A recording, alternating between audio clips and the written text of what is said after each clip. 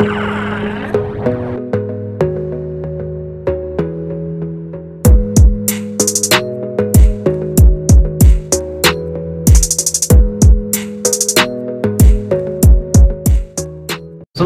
warahmatullahi wabarakatuh. Alhamdulillah wassalatu wassalamu ala Rasulillah Sayyidina wa maulana Muhammad bin Abdillah wa ala alihi wa sahbihi wa man wala wa la hawla wa la quwwata illa billah wa ba'da. Kembali lagi bersama Kimil Sarwan Official.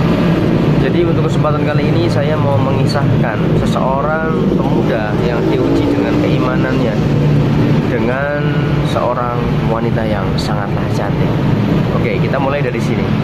Nah, kisah ini dimulai dari si khalifah ya.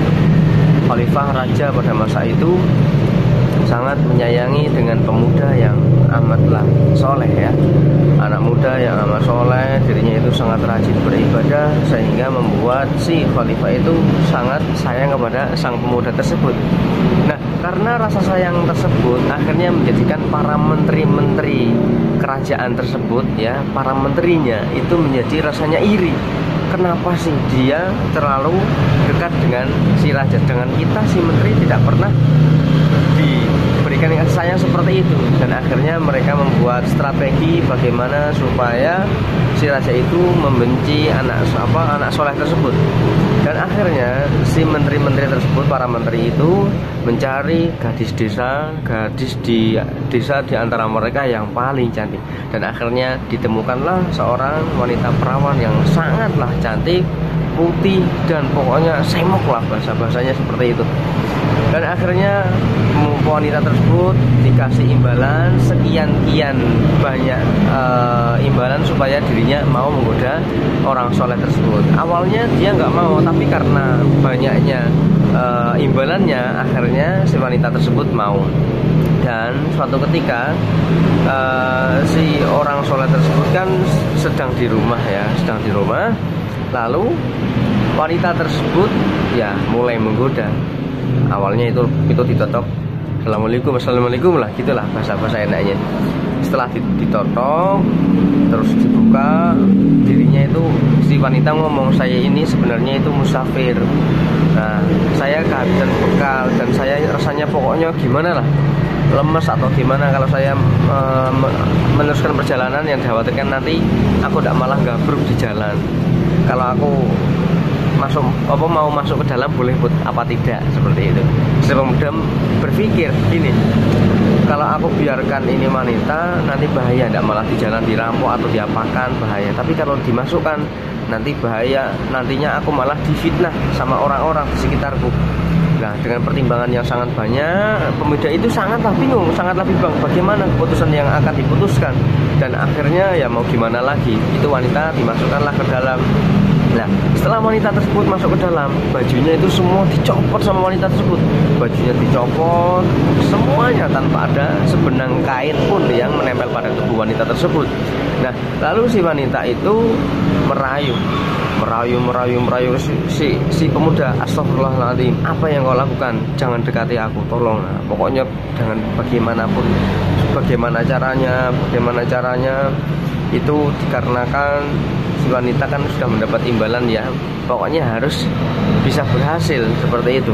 Sedangkan si laki-laki tersebut tidak mau, dan akhirnya si laki tersebut, awas jangan mendekat. Lalu beliau itu mengambil opornya dihidupkan, lalu tangan pemuda tersebut dibakarlah seperti ini. Terus ngomong sama wanitanya sambil tidak menatap ke arahnya, kamu tahu ini siksa api dunia aja bisa seperti ini, bisa membuat tanganku melepuh. Dan wanita tersebut menjerit, pokoknya seperti itu. Intinya si wanita tersebut mengingat sangatlah berdosa beliau karena telah menggoda orang soleh seperti itu. Dan akhirnya wanita tersebut menjerit, akhirnya sampai menangis karena teringat dosa-dosanya sangat banyak sekali. Nah, sang pemuda tersebut akhirnya bingung karena wanita tersebut meninggal. Terus sama menteri para raja itu dimanfaatkan dan dibuatlah fitnah. Nah, terus para menteri tersebut mengadu kepada raja. Paduka raja, lihatlah di rumah pemuda tersebut ada seorang wanita mati dalam keadaan telanjang. Nah, akhirnya karena fitnah, akhirnya alhasil itu si pemuda itu akhirnya mau dihukum pancung. Nah, si raja yang awalnya tidak percaya, masa sih seorang anak yang soleh bisa melakukan hal yang seperti itu. Aku tetap tidak percaya. Tetapi dengan bukti yang ada, ya mau gimana lagi, akhirnya si raja tersebut mau menghukum pancung ke anak soleh tersebut. Nah, setelah mau dihukum pancung, beliau si anak soleh itu berdoa, ya Allah tolonglah aku, seperti itu. Setelah itu kan sebelum dihukum pancung itu kan mayat si jenazah si wanita itu kan dijejerkan, disandingkan di di pemancungan itu loh, dijejerkan itu jasadnya. Jadi ibaratnya itu sudah siap dikuburkan, itu dijejerkan. Dan sebelum dipancung itu si anak soleh itu berdoa, ya Allah tolonglah aku, ya Allah tolonglah aku, ya Allah tolonglah aku, sambil menangis.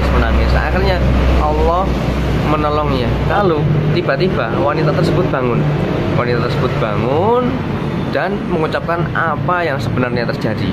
Nah, jadi ngomong, sebenarnya saya itu tidak diperkosa, sebenarnya saya itu masih perawan, dan yang cerita sesungguhnya aku itu seperti ini, dan lihat saja tangan pemuda tersebut.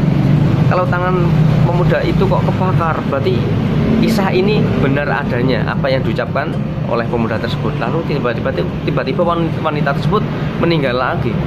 Dan akhirnya sama si raja itu tangan si pemuda dicek, ternyata benar tangannya kebakar. Dan wanita tersebut sebelum meninggal kembali juga mengucapkan bahwasanya sebenarnya yang jahat itu para menteri yang namanya ini semua disebutkan. Nah, semua disebutkan. Nah, karena semua sudah disebutkan, wanita tersebut meninggal. Dan akhirnya lelaki ini tidak jadi dipancung. Tapi karena lelaki ini sangat gimana ya itu ya, karena dan akhirnya beliau ini sama Allah nyawanya dicabut. Ya, setelah nyawanya dicabut, itu si raja rasanya sangat menyesal sekali karena telah mau menghukum si anak yang soleh ini. Nah, dan akhirnya si anak soleh, si pemuda soleh ini dan wanita tersebut dimakamkan bersampingan. Nah, Masya Allah. Dan para menteri tersebut akhirnya sama rajanya dihukum mati semua. Dan akhirnya kisah ini berakhir dengan kegelisahan raja, dengan rasa bersalahnya raja kepada sang pemuda tersebut. Ya, itu. Nah, intinya di sini yang namanya wanita itu adalah menurut Pak Kiai saya itu adalah talinya setan. Ya, sealim-alimnya seseorang, sealim-alimnya para kiai itu masih bisa takluk dengan yang namanya istrinya. Nah, kalian tahu itu kisahnya Syam'un itu ya hampir saja dibunuh. Karena apa? Karena istrinya hampir saja dibunuh oleh para orang kafir karena fitnah dari istrinya, karena berita buruk dari istrinya. Dan ada lagi kisahnya seorang itu orang yang ahli ibadah, benar-benar ahli ibadah. Beliau masuk neraka gara-gara diuji dengan wanita yang gila.